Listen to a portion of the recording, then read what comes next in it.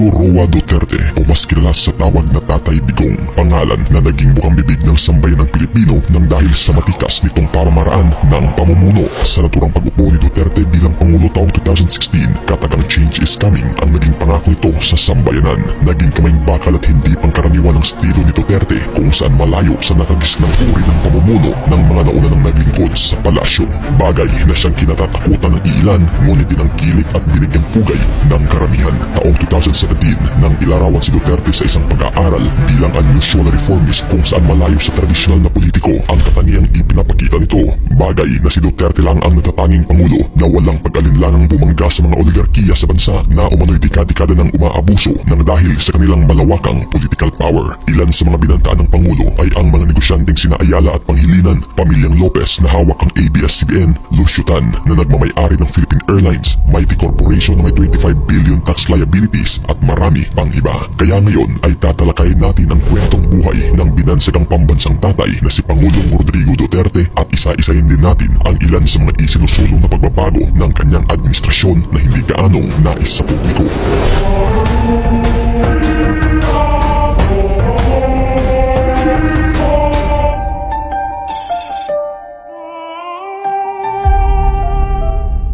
Bago pa man natin tatalakayin ang mga proyekto at batas na nagawa sa panahon ng administrasyon ni Pangulong Rodrigo Duterte, balikan na muna natin ang kwento sa kung paano nakamit ng isang tanyag na mayor ang pinakamataas na posisyon sa palasyo.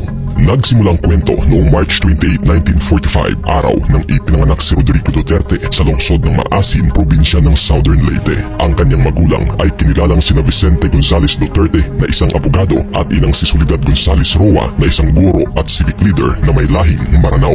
Ang angkan ng mga Duterte ay kilala ng mga tanyag na politiko na nakabase sa Cebu. Ang ama ni Rodrigo Duterte na si Vicente Duterte ay dati nang naging mayor ng Danau, Cebu taong 1945. Taong 1949 nang lumipat ang pamilyang Duterte sa Davao kung saan dito na nagsilbing gobernador ang ama mula 1959 hanggang 1965 na kalaunan ay naging miyembro ng gabinete ni dating Pangulong Ferdinand Marcos bilang Secretary of Department of General Services. Ngunit ng mga panahong naglingkod sa publiko si Vicente Gonzales Duterte, ang anak naman itong si Rodrigo Duterte ay naging sakit sa ulo nila nang dahil nga ay minsan na itong naging pasaway at may katigasan. 2 beses na na-expelled si Rodrigo sa kanyang secondary year kung saan isa sa paaralang na-expelled siya ay ang Ateneo de Davao University High School nang dahil sa naturang pasaway na asal nito o misconduct. Bagay na ayon nga't 7 taong pabalik-balik si Rodrigo Duterte sa high school hanggang sa tuluyan nga itong nagtapos sa high school department ng Holy Cross College of Digos.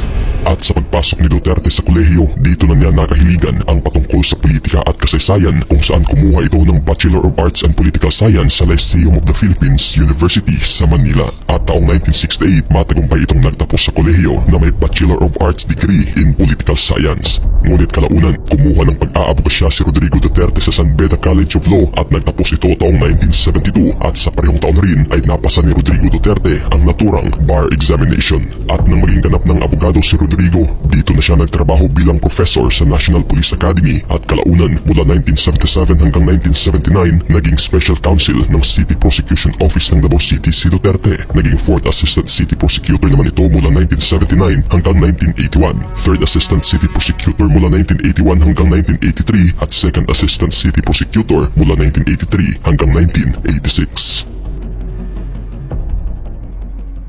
Taong 1986 nang mangyari ang kauna-unahang People Power Revolution sa Pilipinas na naglayong patalsikin ng rehimeng Marcos na 20 taon nang namumuno sa pamamagitan ng pagdeklara ng martial law. At nang tuluyan ng mapabagsak ang rehimeng Marcos, dito na muling nanumbalik ang demokrasya sa Pilipinas kung saan idineklarang Pangulo si Corazon Aquino. Bagay, nagkasabay nga nito ay inappoint si Rodrigo Duterte ni Pangulong Cory bilang OIC Vice Mayor ng siyudad ng Davao. At kalaunan nga'y taong 1988 kung saan magaganap ang local election, dito na tumakbo bilang mayor si Duterte sa ilalim ng Lacao Davao banner kung saan tinalo nito ang dating OIC mayor na si Zafero Respecio by a margin of 6,000 votes. Sa naturang pag-upo ni Duterte bilang mayor ng Davao, di may pagkakailang, balot ng kaguluhan ng lugar, talamak ang presensya ng mga makaliwa at mismong kriminalidad. Ngunit unti-unting binuhay ni Duterte ang syudad sa pamamagitan ng kamay bakal na pamumuno kung saan tuluyan nga niyang napanumbalik ang sigla ng Davao. Bagay na tatlong terminong kasunod ng hinawakan ni Duterte ang syudad ng Davao mula 1988 hanggang 1998. At bilang mayor sa loob ng mahabang panahon, isa sa mga ordinansang ginawa ni Duterte na tinularan rin ng ibang lugar ay ang pagtatalaga nito ng mga deputy mayors na magsisilbing representante sa bawat distrito ng lungsod. At isa sa mga binigyang prioridad ng mayor ay ang mismong mga lumad at moro ng lungsod kung saan sinisiguro nito na madidinig ang bawat boses nila sa pamamagitan ng mga representante galing sa kanilang panig. At sa pagtatapos nga ng tatlong magkasunod na termino ni Mayor Duterte taong 1998, tumakbo bilang representante ng unang distrito ng Davao si Duterte kung saan matagumpay nga nitong naipanalo ang posisyon. At nang matapos nga ang unang termino nito bilang kongresista, hindi na ito nagpakita pa ng interes sa naturang posisyon kung saan taong 2001 ay nag-file ito ng kandidasiya sa posisyong mayor ng Davao kung saan tinalo nito ang dati niyang kaalyansa na si Benjamin D. Guzman. Taong 2004 nang muling ma-re-elect si Duterte kung saan tinalo niya muli si Benjamin D. Guzman. At sa taong 2007, solong nakuha ni Duterte ang posisyon ng dahil walang ni kahit sino mang kumalaban sa kanya. Bagay na muli ngang naipanalo ni Rodrigo Duterte sa pangalawang pagkakataon ang tatlong magkasunod na termino mula taong 2001 hanggang 2010. At isa nga sa pinakamaipagmamalking proyekto ng kanyang termino ay ang paglunsad dito ng Davao City Central 911 Emergency Response kung saan may katumbas na serbisyo ng mga 911 Emergency Response ng Amerika. Bagay na ang naturang Davao Central 911 ay hindi lamang kauna-unahan sa Pilipinas kundi sa buong Asia at pangatlo sa buong mundo kasunod ng Amerika at Canada. At taong 2015 nang bumanglima ang syudad bilang World's Safest City na sa kasalukuyan naman ay pumapangalawa na ito bilang safest city sa Southeast Asia. At nang dahil nga sa naturang kaming bakal na pamumuno ng mga Duterte sa Davao, dininga nga ito hindi lamang sa kanilang lungsod kundi sa buong bansa. Taong 2016 nang naging bukang bibig na ng sambayanan si Mayor Rodrigo Duterte kung saan hangad ng mga taga-suporta nito ang pagtakbo niya sa national position. Bagamat ilang beses mang tinanggihan ni Duterte ang panawagan ng publiko, tila hindi pa rin ito naging dahilan upang siya'y tantanan ng mga ito. Bagay na dito na nga bumuo ang mga taga-suporta niya ng signature campaign na pumalo ng milyong bilang at isang malawakang campaign rally na naghihikayat sa mayor na tumakbo. Bagamat nagtapos man ang candidacy filing for presidency kung saan walang Rodrigo Duterte na lumutang, di pa rin nawalan ng pag-asa ang mga taga-suporta nito. At kalaunan nga, November 23 taong 2015, formal nang inanunsyo mismo ni Rodrigo Duterte na siya'y tatakbo sa pagkapangulo under PDP laban. At isa nga sa mga pangunahing saad ni Duterte sa kampanya ay ang pagsugpo nito sa iligal na droga sa loob ng 6 na buwan. Ika nga ni Duterte, change is coming. At sa mismong hatol nga ng taong bayan, landslide win ang nakuha ni Duterte na may 16 million votes. At sa pag-upo nga nito, war on drugs ang naging pangunahing tema ng administrasyon kung saan naging matago ito at nabalot ng kritisismo galing sa oposisyon at ng nasasabing human rights. Ngunit di may pagkakailang sinangayunan ito ng karamihan kung saan palaging may mataas na approval rating ang mismong Pangulo. Ngunit naging sentro man ng kontrobersiya ang giyera kontra droga ng pamahalaan kung saan pilit ibinabato ng oposisyon, hindi pa rin ito naging hadlang para matabunan ang mga di pangkaraniwang nagawa ng isang Pangulo. Si Duterte lang naman ang tingkauna-unahang Pangulo na walang pag-alinlangang pumuna sa namamayagpag na oligarkiya na humahawak ng malaking impluensya sa bansa. Without declaring martial law, sinira ko yung mga tao na humahawak sa ekonomiya at tumihigit. At hindi na mabayad. They take advantage sa kanilang political power. Isa sa mga pinuntarya ng Pangulo ay ang bilyones na utang ng mga malalaking kumpanya sa bansa na dekada nang hindi nababayaran. Isa sa mga ito ay ang Filipino-Chinese tycoon na si Lucio Tan na nagmamay-ari ng Philippine Airlines. Lucio Tan has almost billion to pay. Yes, okay. Yes. Lahat.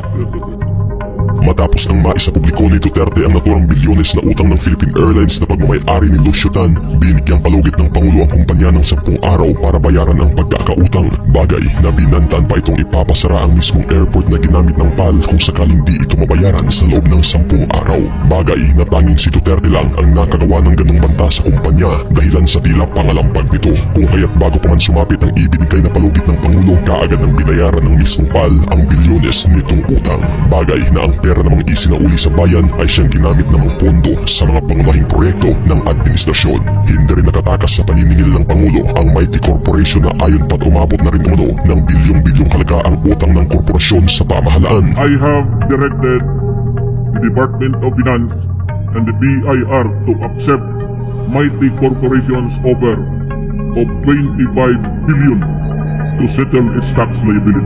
Ang naturang bilyones na halagang ibinayad ng Mighty Corporation ay tumatak bilang pinakamalaking tax settlement sa kasaysayan ng bansa at ang halaga ng nabawi ng pamahalaan ay siyang ginamit para punduhan ang naturang Ormoc Rehabilitation matapos niyanig ng 6.5 magnitude na lindol at ang mismong Marawi Rehabilitation na naging sentro ng digmaan taong 2017.